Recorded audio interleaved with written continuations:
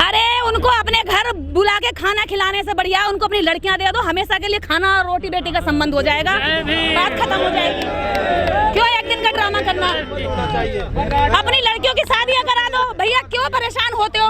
फिर हम खाना खाएंगे तब हमें लगेगा भी तुम रिश्तेदार बना खाना खिला रहे हो, भिखारी बना के खाना खिलाने को तो कोई किसी को भी रहम पर करम पर दे दे रोटी। तो पैर धुलने से क्या हो रहा है? पैर तो आप धुल के पी जाइए हमारे, और धुलने के लिए फिर उसके बाद उसी आदमी के पैर काट दीजिए। एक आदमी का खाना खिलाने के लिए लाखों रुपए खर्च कर सकते हैं, एक आदमी को फ्लैट चढ़ाने के लिए लाखों रुपए खर्च कर सकते हैं, लेकिन लाखों करोड़ों लोगों की गुलामी काटने के लिए किसी तरह का कोई कानून नहीं बना सकते। यह है इनका दोगलापन, बिल्कुल दोगलापन है। आपने एक आदमी को खाना खिला दिया, मैं मानती हूँ आपने खिला दिया, उसने खा लिया, पेट भर गया, जिंदगी भर के लिए रोटी तो नहीं मांगेगा, वो खाना मांगेगा कि नहीं मांगेगा?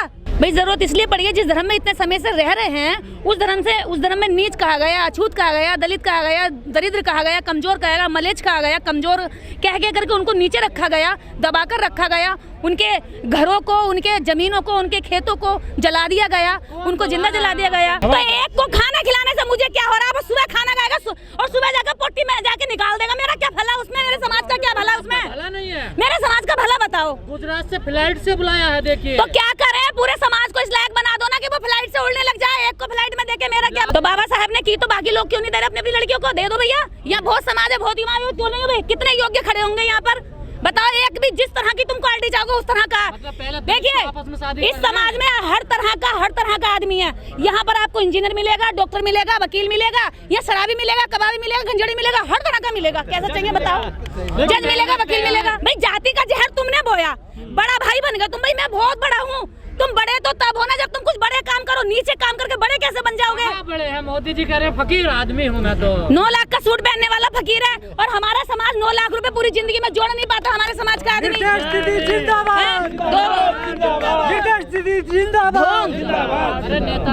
ढोंग और पाखंड करना एक अलग चीज होती भैया, और वास्तव में किसी को दिल से लगाना, उसका दर्द समझना, उसके साथ खड़े होना। 3.5% ब्राह्मण है और वो कह रहा हमने तुम्हें भीख में आरक्षण दे दिया। अरे तुम यहाँ पे 97% खा रहे हो 3%, और तुम कह रहे हो तुमने भीख में दे दिया। अरे तुम यहाँ पर अल्पसंख्यक हो, तुम अभी यहाँ पे कम संख्या में हो, तो कम संख्या वाले को उसका हिस्सा दे दो, बाकी जितना बचा देश के बाकी लोगों को दे दो। मेहनत हमने करी है, हिस्सा आपको दे दो। क्या मेहनत करी है उन्होंने? क्या मेहनत करी है? क्या मेहनत करिए मुझे बताइए। आज भी जितने लड़के तैयारी कर रहे हैं, फोर्स की भी तैयारी करने वाले लड़कों को पूछना, कोई शर्मा मिल जाए, कोई पांडे मिल जाए, कोई तिवारी मिल जाए, सारे ओबीसी के होंगे, सारे एससी के लड़के होंगे, एक भी क्षत्रिय होगा। पूजा करो सावित्रीबाई फूले की, पूजा करो फातिमा शेख की, पूजा करनी है तो करो जीजाबाई की, पूजा करनी है झलकारी बाई की करो, उदा देवी पासी की करो। आप उनकी भावना आहत कर रही है फिर से ऐसा बोल करके। भावना आहत वाले भी इसी देश में जन्म लिए हैं जो झूठ बोलते हैं। जब ये दुर्गा के मंदिर में एक आदमी को मारा गया, इनकी भावना कहाँ मर गई? जब देश के अंदर बच्चों का बलात्कार होता है, इनकी भावनाएं कहाँ मर जाती हैं? ये नकली झूठी भावनाओं का खेल खेल रहे हैं। इन्होंने एक शब्द पकड़ लिया भावना नाम का, और वो भावना नाम का जिस दिन मुझे वो भावना मिल गई ना, तो उसे मैं ऐसा पटक पटक के मारूंगी कि मैं बता दूंगी कि भावना होती क्या है।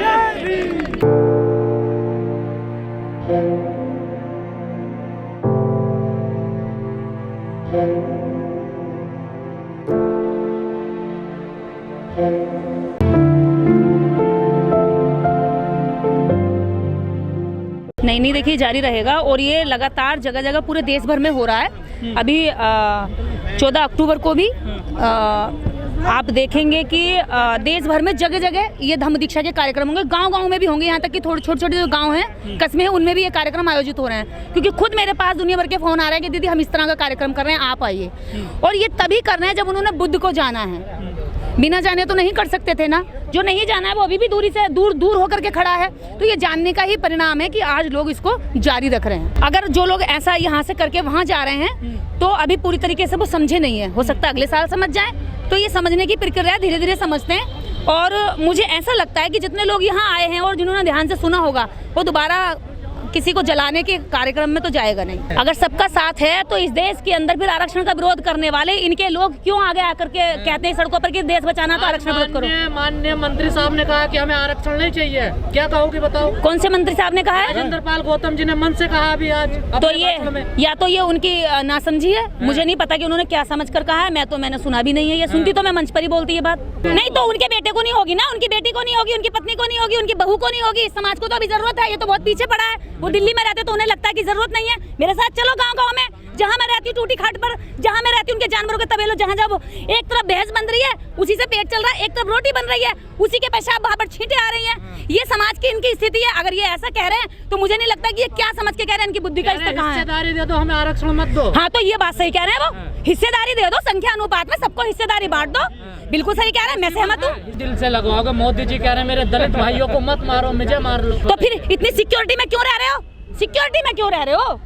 अगर वो कह रहे हैं कि दलितों को मत मारो, उनको मत सताओ, मुझे गोली मार लो, तो सिक्योरिटी की जरूरत नहीं पड़नी चाहिए ना। गोली मारने वाले कदम कदम घूम रहे हैं, खुलो आराम से, खुले आराम से घूमो। अपराध कर्म खत्म करने की बात करेंगे प्रधानमंत्री, या ये कहेंगे इसका ट्रांसफर अपराध इधर को कर दो, ये इधर को कर दो। बात तो भाई अपराध तो रहा, अपराधियों को प्रोत्साहन कर रहे हैं और खुद प्रधानमंत्री गोली मारने की बात कर रहे हैं। तो भैया ये रामराज का ये दिखा रहे हैं कि रामराज का मॉडल यही होगा, तुम यहाँ जाओगे तो तुम मारे जाओगे। मैं तो अपने समाज से हाथ जोड़कर कहती हूँ, अपने बच्चों को पढ़ा लो, अपने अधिकारों को जान लो, इनकी लड़ाई लड़ लो। इनके मंदिरों में, इनकी देवियों में, इनके देवताओं में कुछ नहीं रखा। मैं ऐसी देवी से ये सवाल करती हूँ कि तूने उस आदमी को मरते हुए क्यों नहीं बचाया? अगर तुझ में शक्ति थी तो उसकी जान क्यों जाने दी? मैं भी माँ हूँ, मेरे बच्चों को दर्द होगा तो पहले मेरे अंदर उठता है, मैं भागकर पकड़ती हूँ उसे। इस माँ के अंदर क्यों नहीं होती कोई भी हलचल जब ये मारे जाते हैं? इन्होंने शब्द पकड़ा है, भावना कुछ नहीं है भैया इनके अंदर। ये पत्थर लोग हैं। आप पत्थर से पानी निकलने की कोशिश कर सकते हैं और उसमें से एक उम्मीद लगा सकते हैं कभी ये पिघल जाएगा, लेकिन इनकी भावनाएं आज तक हमारे कुचल कर आज तक आहत नहीं हुई। इनकी कैसी भावनाएं हैं? और मैं तो ये कहती हूँ भावना आहत गैंग के लिए प्रोटेक्शन बहुत जल्दी मिल जाता है, पुलिस भी कार्रवाई करती है। जबकि भावना जिन पे आरोप लगाया जाता है वो भी इसी देश में रहते हैं, वो भी टैक्स देते हैं, और भावना आहत गैंग भी टैक्स देती है, जबकि वो चोरी करते हैं निकम्मे टैक्स की। इंटरनल टैक्स सभी लोग देते हैं, तो हमारी कार्रवाई इतनी जल्दी नहीं होती जितनी जल्दी इन निकम्मों की, इन कामचोरों की और इन बलात्कारियों की हो जाती है। देखिए, मैं सिर्फ मेरे समाज की रिहाई चाहती हूँ, जो सदियों से दबाया गया है, कुचला गया है, जिसके अधिकारों को आज भी अधिकार नहीं समझा जाता, जिसकी भावनाओं को आज भी कीड़े मकोड़ों जैसा समझा जाता है। मेरी किसी से कोई विरोध नहीं है। मोदी जी अच्छे हैं, महापुरुष। कोई समाज नहीं कह रहा, समाज गाली दे रहा, मंत्रियों को, नेताओं को उनको मार के भगाया रास्तों में से। कहाँ दे रहा? जो कह रहा है वो अज्ञानी है। वोट दे रहा। उसको भूखा रखा ना, उसको भूखा रखा, उसको कहा गया, वो भूखा रख के कहा गया सारा उधेड़ दिया। कहते हैं ना 100 रुपए 50 रुपए पेट्रोल के बढ़ाते हैं, 4 रुपए कम कर देते हैं कि कम को हल्ला मचाएंगे और बढ़ाने वाले का हल्ला ही नहीं मचाते। तो ये वो हत्यारे हैं, हत्याओं का हल्ला नहीं मचाते। काम ही है बस विरोध करते रहो मोदी जी। नहीं, मैंने एक विरोध नहीं किया है आज तक, मुझे बताइए। मैं तो मोदी जी का नाम भी नहीं लेती। मैंने पिछली बार भी कहा था, मोदी जी धन्यवाद, मोदी जी हमारे देश के प्रधानमंत्री, और मैं उस पद की इज्जत करती हूँ और मैं हमेशा करती रहूंगी। एक व्यक्ति के गलत आ जाने से प्रशासन की या शासन की कुर्सी खराब नहीं हो जाती है, मैं आज कह रही हूँ, क्योंकि कल उस कुर्सी पर कोई अम्बेडकरवादी भी बैठ सकता है। एक व्यक्ति गलत हो सकता है, शासन प्रशासन या संविधान गलत नहीं हो सकता। तो मैं किसी भी आदमी को मैंने आज तक न गाली दी। महापुरुष है मोदी जी। क्यों होते महापुरुष? काय का महापुरुष? महापुरुष का होगा तो अब आप अपराधी हो। महापुरुष कौन होता है? जनता कह रही है देश की। कौन सी जनता कह रही है? आपने कहा मेरे को तो एक नहीं मिला। क्यों? कितने लोग खड़े हैं? कितने लोग खड़े हैं यहाँ पर? जमीन कब्जा करनी हो तो योगी जी का मंदिर बना दो, जमीन कब्जा करनी हो तो दुर्गा जी का मंदिर बना दो, गरीबों की जमीन छीननी हो तो मूर्ति निकाल के दिखा दो। तो ये तो भयभीत करने का लोगों से धंधा चलाते हैं, ये जमीनें छीनते हैं कमजोरों की, और योगी जी ने वो मंदिर गिरवा दिया है और उस पर भी अच्छी कार्रवाई होगी। अच्छा, लेकिन जो मंत्री जी आज बौद्ध धर्म की दीक्षा दिलवाई है, ये काम इनका है क्या मंत्री जी का? देखिए, भिक्षु क्या कर रहे हैं फिर? बौद्ध भिक्षुओं का काम है कि वो लोगों को धम्म का ज्ञान दे, धम्म के बारे में बताएं। वो कहीं नजर नहीं आता। वास्तविकता यही है कि बौद्धों का काम है शालीनता से, बिना किसी लाग लपेट के, सच को सीधा साफ सुथरा लोगों के बीच में ले जाए। लेकिन वो बौद्ध यहाँ पर अभी हमारे पास, एक तो बौद्ध भिक्षु कम है, जो है डरे हुए हैं, वो डरे हुए हैं। अभी मैं उसी बात पर आ रही हूँ। उनमें इतना भय बिठा दिया है कि भैया तुम्हें खा लेगी सरकार, तुम्हें जेल में डाल देगी सरकार। अरे तुम धम्म के खुले प्रचारक हो, वो अपना कर रहे हैं, तुम क्यों नहीं कर सकते?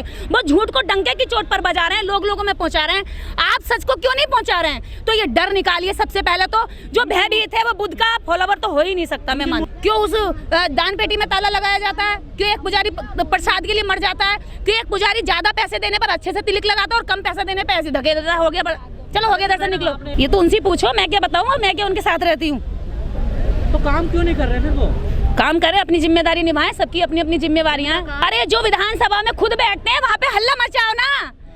विधानसभा इसीलिए जाते हैं ना कि वहाँ कुर्सी पीटे जाकर के कि नहीं मेरे समाज के साथ गलत हुआ है, मुझे, मैं हूँ अगर वहाँ तो मैं फोड़ दूं कुर्सियों को कि मेरे समाज के साथ ही हो रहा, तुम कर क्या रहे हो भाई?